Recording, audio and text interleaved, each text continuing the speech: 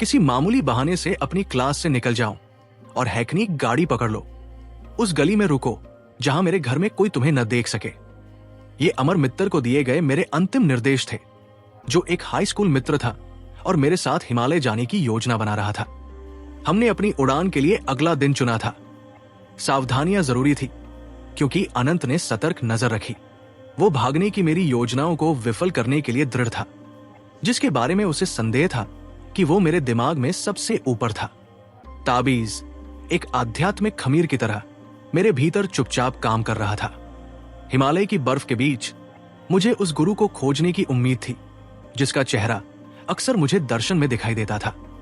अब परिवार कलकत्ता में रह रहा था, जहां पिताजी का स्थायी रूप से तबादला हो गया था।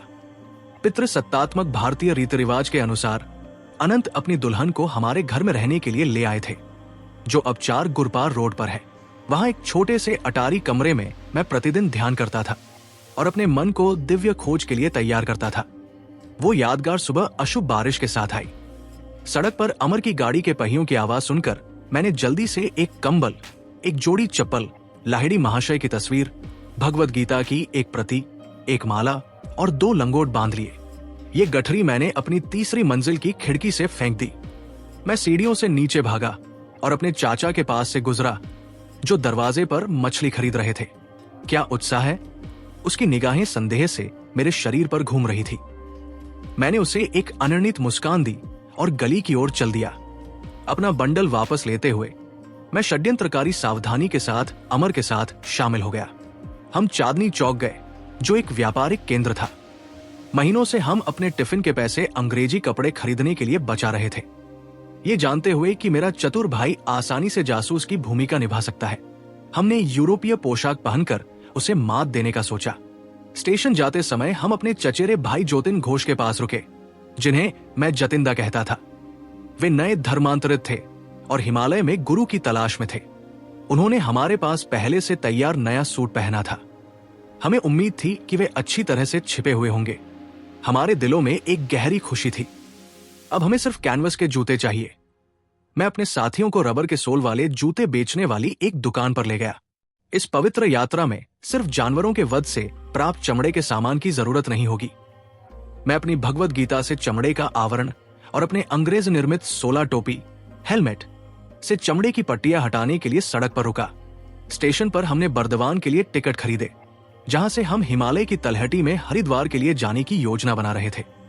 जैसे ही ट्रेन हमारी तरह उड़ान भरने लगी, मैंने अपनी कुछ शानदार उम्मीदें व्यक्त की।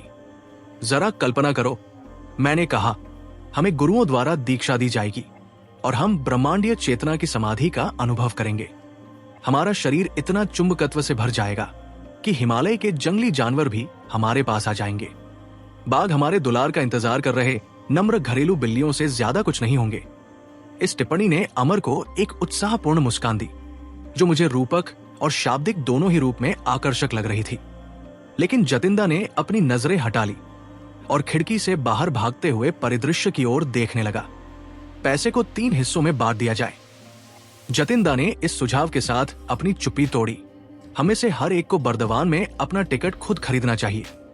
इस तरह स्टेशन पर कोई भी ये अनुमान नहीं लगा पाएगा कि हम एक साथ भाग रहे हैं। मैंने बिना किसी संदेह के सहमति दे दी। शाम के समय हमारी ट्रेन बर्दवान में रुकी। जतिंदा टिकट कार्यालय में दाखिल हुआ। अमर और मैं प्लेटफॉर्म पर बैठ गए। हमने 15 मिनट तक इंतजार किया, फिर बेकार की पूछताछ की। चारों तरफ खोजते हुए हमने डर की तीव्रता के साथ जतिंदा का नाम पुकारा, लेकिन वो छोटे से स्टेशन के आसपास के अंधेरे अज्ञात में गायब हो चुका था। मैं पूरी तरह से घबरा गया था। एक अजीब सी सुन्नता से स्तब्ध था कि भगवान इस निराशाजनक घटना को सहन करेंगे।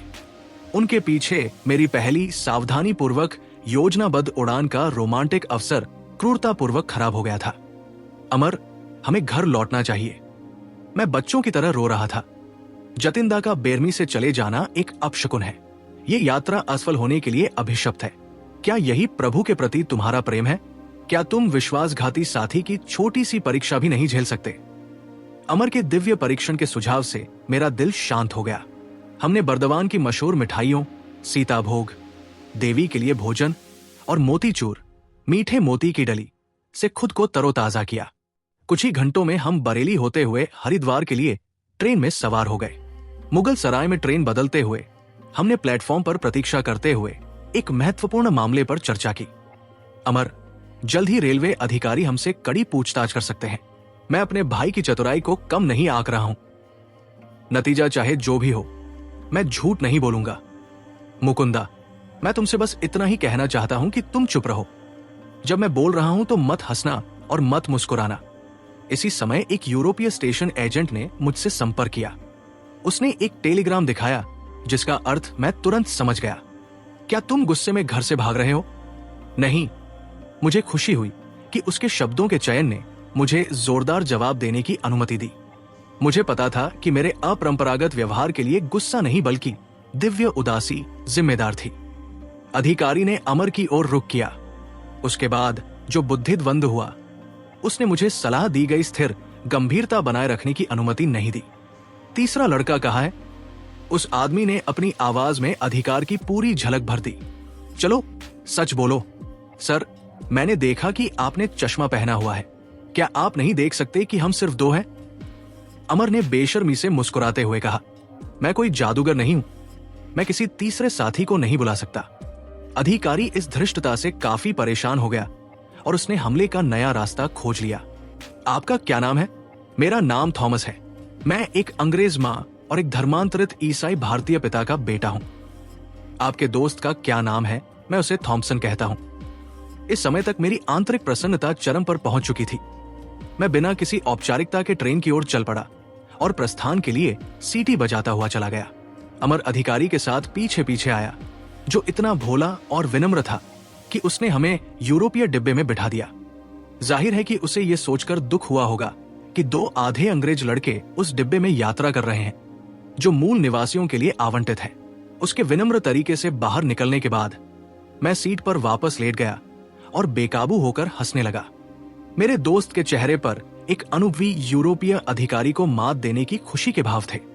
प्लेटफॉर्म पर मैंने तार पढ़ने की कोशिश की। मेरे भाई का तार इस प्रकार था।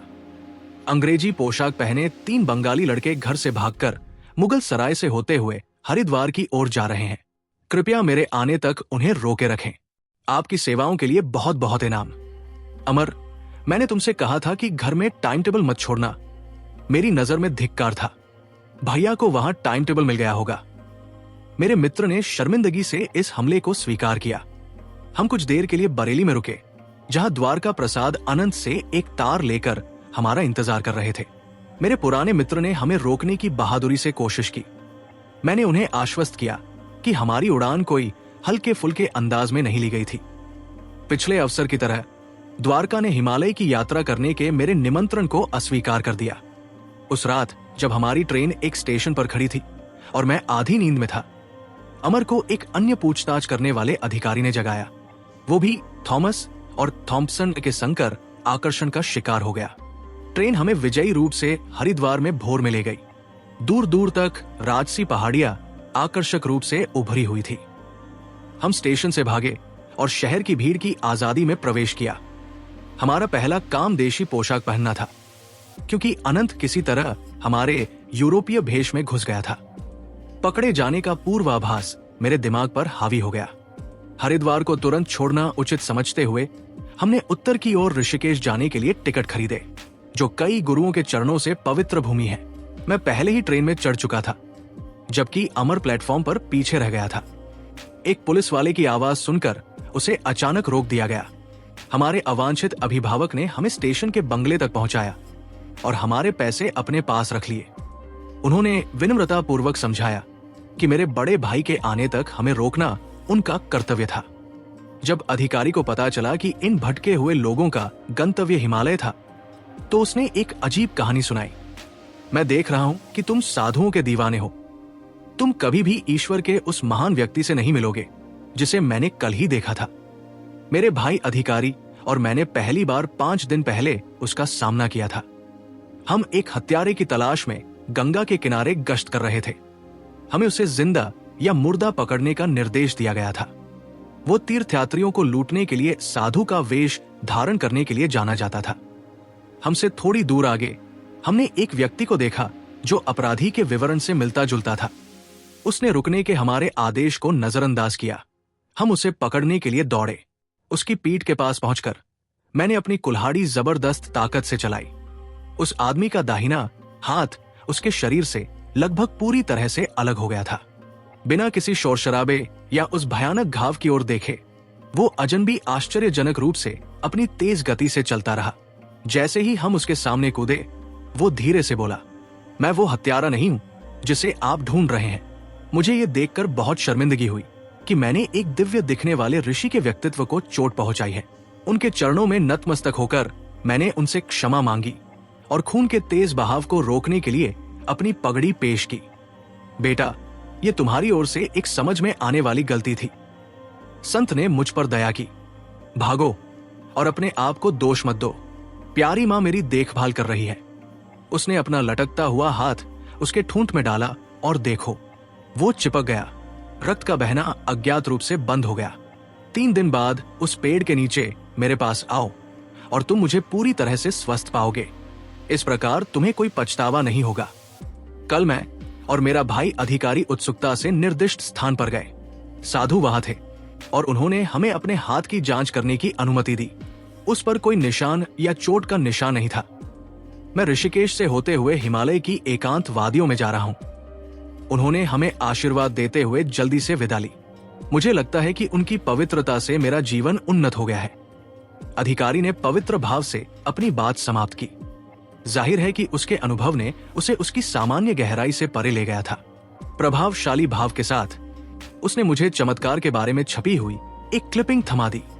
सनसनीखेज किस्म के अखबारों, अफसोस भारत में भी नहीं, कि सामान्य अस्पष्ट तरीके से रिपोर्टर का संस्करण थोड़ा बढ़ा चढ़ाकर बताया गया था। यह दर्शाता था कि साधु का सिर लगभग काट दिया गया था।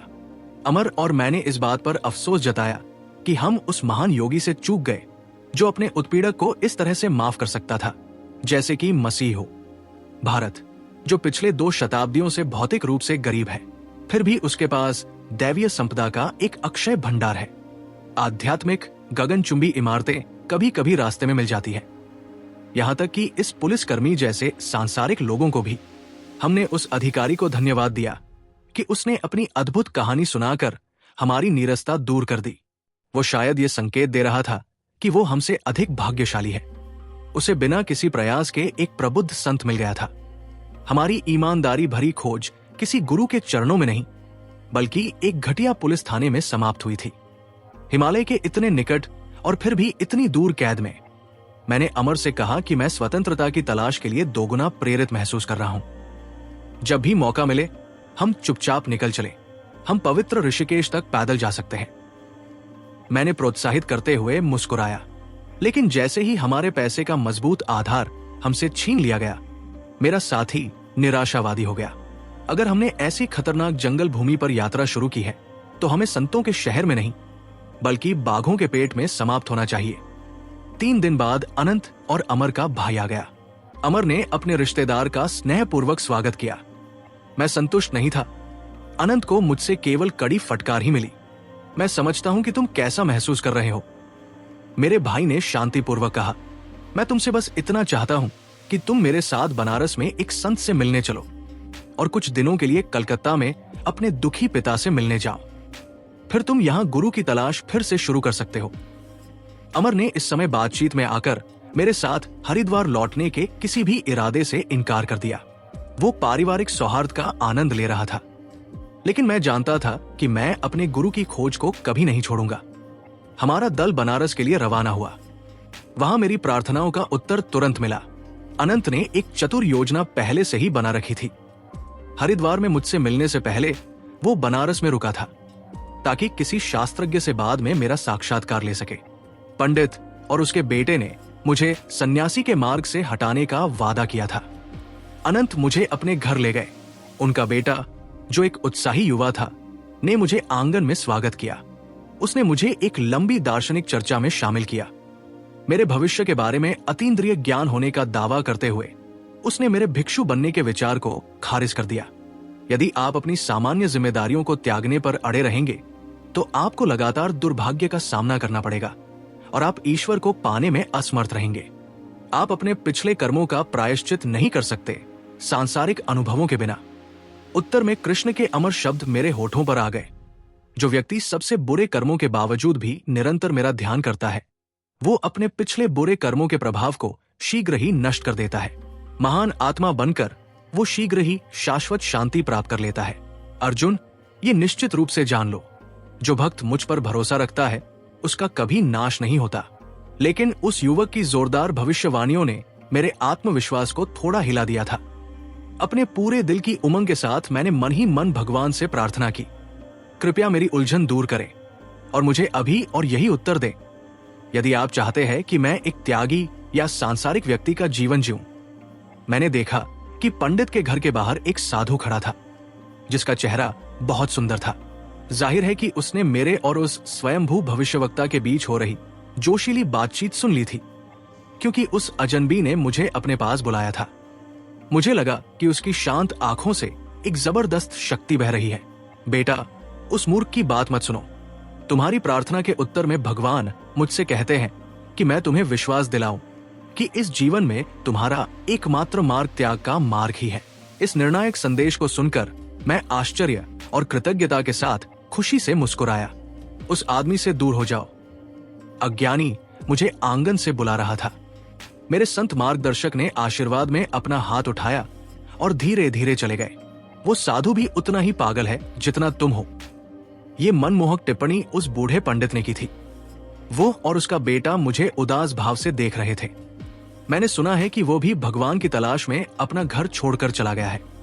मैं वापस चला गया। अनंत से मैंने कहा कि मैं अपने मेजबानों के साथ आगे कोई चर्चा नहीं करूंगा। मेरे भाई ने तुरंत प्रस्थान करने पर सहमति जताई। हम जल्द ही कलकत्ता के लिए ट्रेन में सवार हो गए। मिस्टर डिटेक्टिव, आपको कैसे पता चला कि मैं 2 साथियों के साथ भाग गया था?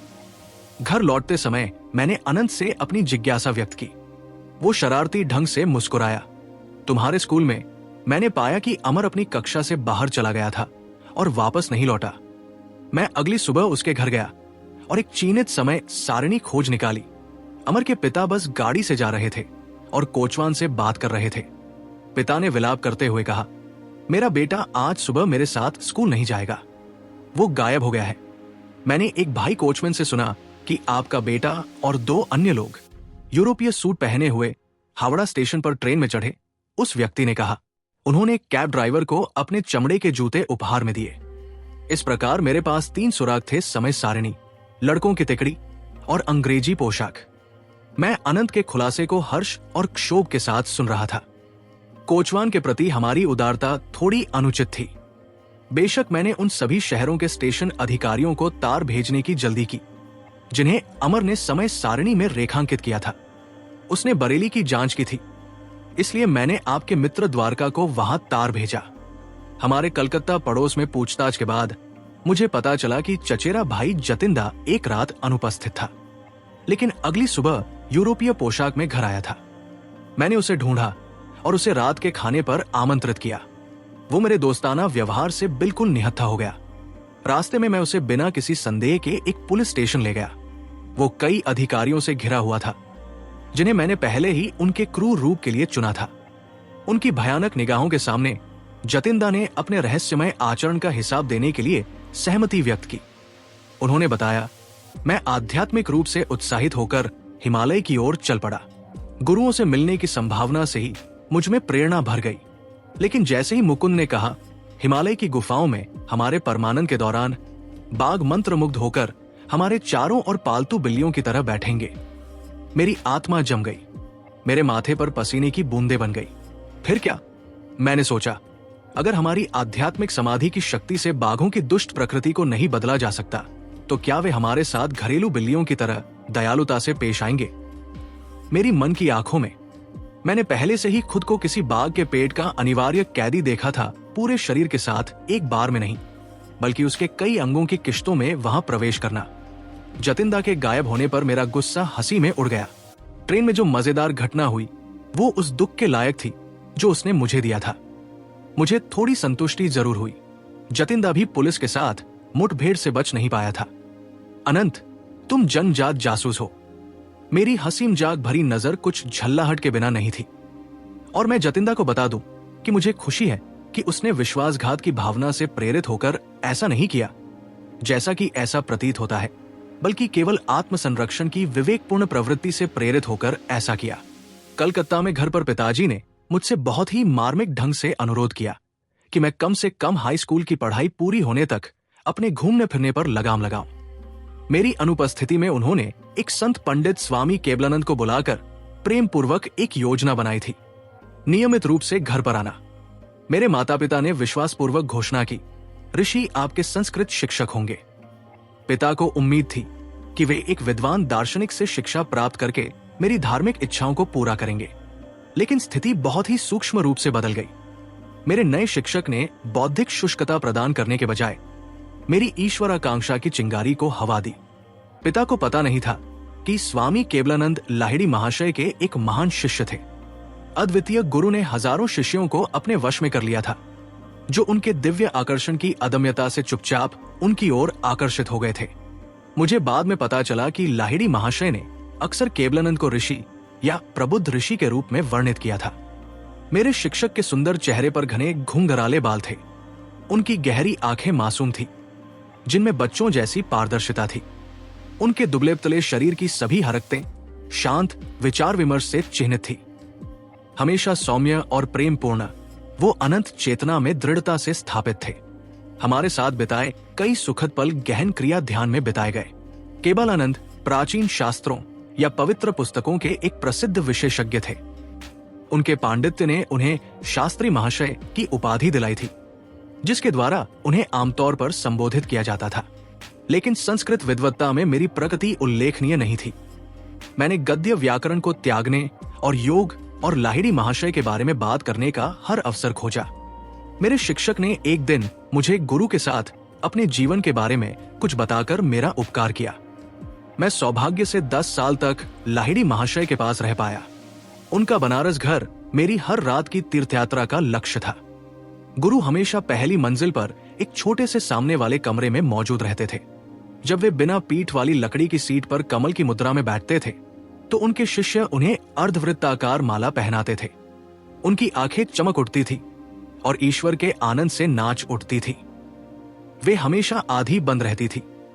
आंतरिक दूरबीन के माध्यम से अनंत आनंद के क्षेत्र में झांकती रहती थी। वे शायद ही कभी लंबी बातें करते थे। कभी कभी उनकी नजर मदद की जरूरत वाले किसी छात्र पर केंद्रित हो जाती थी। तब उपचारात्मक शब्द प्रकाश की एक हिमस्खलन की तरह बरसते थे। गुरु की नजर पड़ते ही मेरे भीतर एक अवर्णनीय शांति खिल उठी। मैं उनकी सुगंध से भर गया, मानो अनंत के कमल से। कई दिनों तक एक शब्द का आदान प्रदान किए बिना भी उनके साथ रहना एक ऐसा अनुभव था जिसने मेरे पूरे अस्तित्व को बदल दिया। अगर मेरी एकाग्रता के मार्ग में कोई अदृश्य बाधा आती, तो मैं गुरु के चरणों में ध्यान लगाता। वहां सबसे कठिन परिस्थितियां भी मेरी पहुंच में आसानी से आ जाती। छोटे गुरुओं की मौजूदगी में ऐसी अनुभूतियां मुझे नहीं आती थी। गुरु ईश्वर का एक जीवित मंदिर था, जिसके गुप्त द्वार भक्ति के माध्यम से सभी शिष्यों के लिए खुले थे। लाहिड़ी महाशय शास्त्रों के किताबी व्याख्याता नहीं थे। उन्होंने सहजता से दिव्य पुस्तकालय में डुबकी लगाई। उनके सर्वज्ञता के फव्वारे से शब्दों का झाग और विचारों की फुहारें फूटती थी।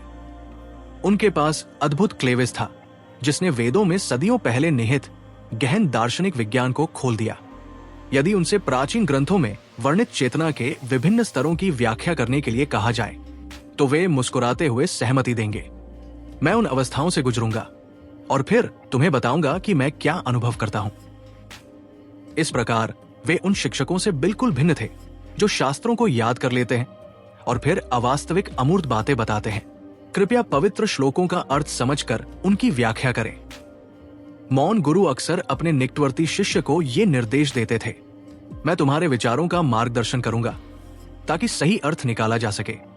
इस तरह लाहिड़ी महाशय के अनेक विचार लिपिबद्ध हो गए, जिन पर विभिन्न शिष्यों ने विस्तृत टिप्पणियां की। गुरु ने कभी भी गुलामी की भावना से प्रेरित होने की सलाह नहीं दी। उन्होंने कहा, शब्द केवल खोल है। ध्यान में अपने आनंदमय संपर्क के माध्यम से ईश्वर की उपस्थिति का विश्वास जीते। शिष्य की समस्या चाहे जो भी हो, गुरु ने उसके समाधान के लिए क्रिया योग की सलाह दी। जब मैं आपका मार्गदर्शन करने के लिए शरीर में मौजूद नहीं रहूंगा, तब भी योगिक कुंजी अपनी क्षमता नहीं खोएगी।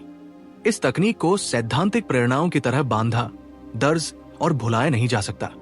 क्रिया के माध्यम से मुक्ति के अपने मार्ग पर निरंतर चलते रहें, जिसकी शक्ति अभ्यास में निहित है। मैं स्वयं क्रिया को आत्म प्रयास के माध्यम से मोक्ष प्राप्ति का सबसे प्रभावी साधन मानता हूं, जो मनुष्य द्वारा अनंत की खोज में विकसित किया गया है। केवलानंद ने इस गंभीर साक्ष्य के साथ निष्कर्ष निकाला। इसके प्रयोग के माध्यम से सभी मनुष्यों में छिपे सर्वशक्तिमान ईश्वर लाहिड़ी महाशय और उनके कई शिष्यों के शरीर में प्रत्यक्ष रूप से अवतरित हुए। केवलानंद की उपस्थिति में लाहिड़ी महाशय द्वारा ईसा मसीह जैसा चमत्कार हुआ। मेरे संत गुरु ने एक दिन ये कहानी सुनाई। उनकी आंखें हमारे सामने रखे संस्कृत ग्रंथों से दूर थी। एक अंधे शिष्य रामू ने मेरी सक्रिय दया जगाई। क्या उसकी आंखों में कोई रोशनी नहीं होनी चाहिए, जबकि वो हमारे गुरु की ईमानदारी से सेवा कर रहा था, जिनमें ईश्वर पूरी तरह से प्रज्वलित था। एक सुबह मैंने रामू से बात करने की कोशिश की, लेकिन वो हाथ से बने ताड़ के पत्ते के पंखा से गुरु को पंखा झलता हुआ घंटों धैर्यपूर्वक बैठा रहा। जब भक्त आखिरकार कमरे से बाहर चला गया तो मैं भी उसके पीछे चला गया। रामू, तुम कब से अंधे हो? मेरे जन्म से लेकर अब तक सर, मेरी आंखों को कभी सूरज की एक झलक भी नसीब नहीं हुई। हमारे सर्वशक्तिमान गुरु आपकी सहायता कर सकते हैं, कृपया प्रार्थना करें। अगले दिन रामू ने संकोच के साथ लाहिड़ी महाशय से संपर्क किया। शिष्य को यह पूछने में शर्म महसूस हो रही थी कि उसकी आध्यात्मिक समृद्धि में भौतिक संपत्ति भी जोड़ दी जाए। गुरु, ब्रह्मांड का प्रकाशक आप में है। मैं आपसे प्रार्थना करता हूं कि आप उसकी रोशनी मेरी आंखों में लाएं, ताकि मैं सूर्य की कम चमक को देख सकूं। रामू, किसी ने मुझे मुश्किल में डालने की साजिश की है। मुझ में कोई उपचार शक्ति नहीं है। श्रीमान, आपके भीतर का अनंत परमात्मा निश्चित रूप से उपचार कर सकता है। ये बात तो बिल्कुल अलग है। रामू, ईश्वर की सीमा कहीं नहीं है। जो रहस्यमयी जीवन दीप्ति से तारों और शरीर की कोशिकाओं को प्रज्वलित करता है, वो तुम्हारी आंखों में भी दृष्टि की चमक अवश्य ला सकता है। गुरु ने रामू के माथे को भौहों के बीच छुआ। अपना मन वही एकाग्र रखो और बार बार राम नाम का जप करो। 7 दिन तक सूर्य के तेज से तुम्हारे लिए विशेष भोर होगी। देखो, 1 सप्ताह में ही सब कुछ हो गया। पहली बार रामू ने प्रकृति का सुंदर चेहरा देखा। सर्वज्ञ ने अपने शिष्य को राम का नाम जपने का निर्देश दिया था, जिसे वो अन्य सभी संतों से अधिक पूजता था। रामू का विश्वास भक्तिपूर्वक जोती गई मिट्टी थी, जिसमें गुरु के स्थायी उपचार के शक्तिशाली बीज अंकुरित हुए। केवलानंद एक क्षण के लिए चुप हो गए। फिर उन्होंने अपने गुरु को और अधिक श्रद्धांजलि दी। लाहिड़ी महाशय द्वारा किए गए सभी चमत्कारों में यह स्पष्ट था कि उन्होंने कभी भी अहंकार सिद्धांत को अपने जीवन में जगह नहीं दी, न स्वयं को एक कारण शक्ति मानना। प्रतिरोधहीन समर्पण की पूर्णता से गुरु ने प्राइम हीलिंग पावर को अपने माध्यम से स्वतंत्र रूप से प्रवाहित करने में सक्षम बनाया। लाहिड़ी महाशय के माध्यम से जिन असंख्य शवों को आश्चर्यजनक रूप से ठीक किया गया था, उन्हें अंततः दाह संस्कार की लपटों में झोंकना पड़ा। लेकिन उन्होंने जो मौन आध्यात्मिक जागृति उत्पन्न की, उन्होंने जो मसीहसमान शिष्य बनाए, वे उनके अमर चमत्कार हैं। मैं कभी संस्कृत का विद्वान नहीं बन पाया। केवलानंद ने मुझे दिव्य वाक्य विन्यास सिखाया।